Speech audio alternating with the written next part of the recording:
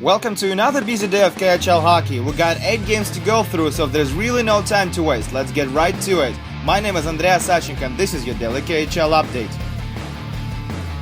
Slovan Bratislava hosts SKA St. Petersburg, and legendary Miroslav Sata makes his return to the ice after more than a year of absence. He was recovering from a collision with Dano Chara received last November during the lockout. That's a long time ago. First period, Alex Kucheravenko is battling behind the net with 2 opponents, dishes it over to Artemi Panarin in the slot, and he gets an easy one. 1-0 SKA as Panarin scores his 10th. Great pass by Kucheravenko, he had everyone fooled. Now get to see something really pretty. Andrei Stasny has the puck a few minutes later, digs his way into the zone, takes a shot, and scores his 2nd of the season. Can you believe it is just his 2nd? That's gonna make every highlight reel this week. What a goal, 1-1. Second period, now 2-on-1 rush for Slovan. Michal Vonarka has the puck, he shoots, hits the post, and Mario Blizhnek tucks it in from the doorstep. Slovan goes up by 1. It's 2-1 now, and Blizhnek scores his 3rd of the year. Late in the second, Alex Kucheravenko has the puck on the left wing, throws it in the slot with his backhand, series of deflections, and Igor Makarov takes this opportunity to tie this game up at 2s. That's just his 5th of the year, but it comes at a very fortunate time.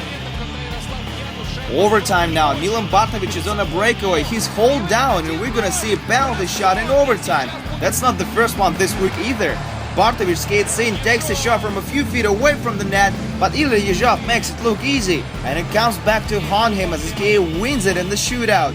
Roman Chevchenko was the only one who managed to score a goal, and just like a few nights ago in Prague, SKA walks away with a 2-point W.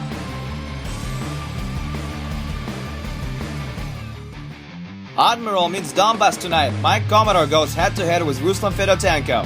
First period, 4-on-4 hockey, counter-attack for Admiral. Alexei Ugarov takes a shot from the left circle and scores! 1-0 Admiral. Ugarov was probably putting it on net, hoping to produce a rebound, but he got a goal out of it.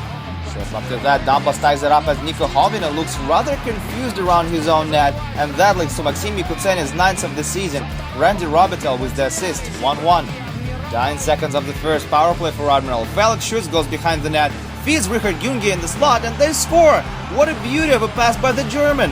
Junge scores his 4th of the season, and it's now 2-1 Admiral. Early in the second now, another power play for Admiral. Matthias Porcelain puts it on net, Lilton stops it, rebound, and Evgeny Grachev delivers. 3-1 Admiral now as Grachev also scores his 4th of the season. Alexei Ugarov puts this one on the ice with his 2nd of the night scored on a penalty shot.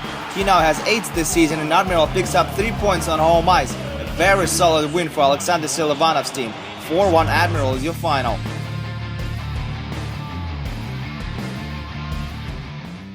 Atlant goes up against Red Army tonight. 2 defensively minded teams and a battle of 2 brothers. Igor Radulov versus Alexander Radulov.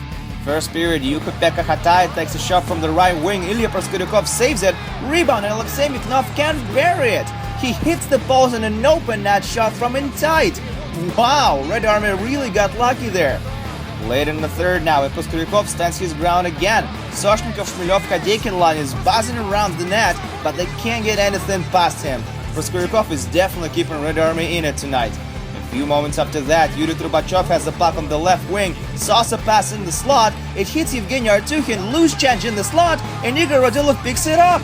He played for Red Army with his brother Alex last season, and now he scores a potential game winner for Atlant.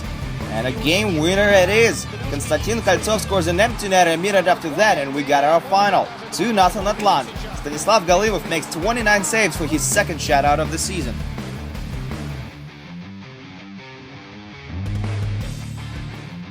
Bill Thomas and Medveshchuk are still in Siberia, and tonight they're going head-to-head with Mikko Koskinen and Sibir. Should be a close one. We pick it up midway through the second. Maxim Ignatovich and Jonathan Chichu collide in the corner. Ignatovich takes it a step too far. Chichu slashes him. Ignatovich drops the gloves, but Chichu just skates away from him. Ignatovich gives him a little nudge from behind, and Chichu drops down. No fight follows. Ignatovich and Chichu both get 2 for roughing, but Ignatovich receives a 5-minute manager on top of that for excessive roughing, and he's gone for the night. Medveshchuk gets a long power play chance, and Sibir manages to kill it, but they still concede a goal seconds after that as Matt Carl sends in his 4th of the year with a hard slap shot. 1-0 Medveshchuk late in the second period. Sibir came out really strong in the third period, and they outshot Medveshchuk 22-6. But Mark Dekanesh wasn't in the mood to allow any goals that night. Here's just a few of his 42 saves of the night. He was a key player for Medvešek on this one for sure. Croatian team went on to win it 2-0 as Ryan Vesey earned his second point of the night, scoring his 12th of the season late in regulation. Jonathan Chicha with the assist. Vesey with 2 points, Dikanic with 42 saves, and 2-0 Medvešek is your final.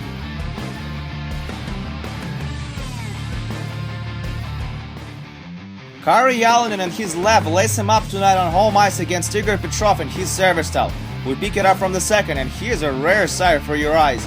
Both left defensemen fall down in the neutral zone, and that gives Pakhrudin Gimbatov a clear pass to the net, and he doesn't let this opportunity slip away from him. He scores his second of the season and makes it 1-0 service style. What a weird goal. Still in the second, Martin Tormrik has the puck on the right wing, puts it on net. Ivan Kasutin makes a save, but he's out of position to stop Petr Vrana. He sends it in from the left wing for his third of the season, and we're tied 1-1 after 40. Late in the third now, Martin Šefs breaks into the zone, takes a shot, Kasutin stops him, but Kalle Riederval is first on the rebound and he bears it past Severstal's netminder. 2-1 Lev as the Swede nets his fourth. This could seal the deal for Lev. And with just over a minute left in regulation, Martin Tormrik ices it with a pretty empty netter. That's his 10th, and that's also his second point of the night. Lev gets a W on home ice, 3-1 final.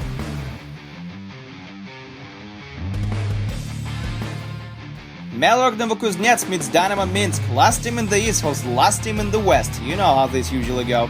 Kuzny gets a firm grip on the game, scoring 2 goals in a span of 1 minute and 42 seconds. First, Artem Goreyev scored his third of the season on a rebound. And shortly after that, Sergei Yemelin made it 2-0 Melorg, as he also scored his third of the season on a tip-in. Anton Kapatov with the original shot. Dynamo swapped Jan Shelipnov for Lars Haugen after that, but the damage was already done. Moreover, early in the second, Dynamo allowed a 2-0 on a power play, and Kuzny made it 3-0 as Rafael Akhmedov scored his fourth of the year. That's just inexcusable. Minsk made the game interesting with 2 goals by Zbigniew Irgl and Alex Kitarov, but that didn't do them much good. Dynamo loses their second consecutive game, but both teams remain at the bottom of their respective conferences. 3-2 Kuzny final.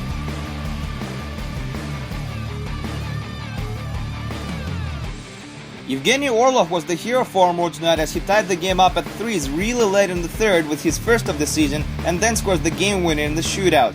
4-3 Amur shootout final. Riga ended Lokomotiv's powerful stride with a 4-1 win. Niks Indrishis was the first star of the game with 3 points and Kyle Wilson scored 2 goals. You can find highlights of this game later on KHL's official website. And that's it for your daily KHL update. Don't forget to like, share and comment on this video. Come back this Thursday for more great KHL action. My name is Andreas Sachenko. See you guys tomorrow.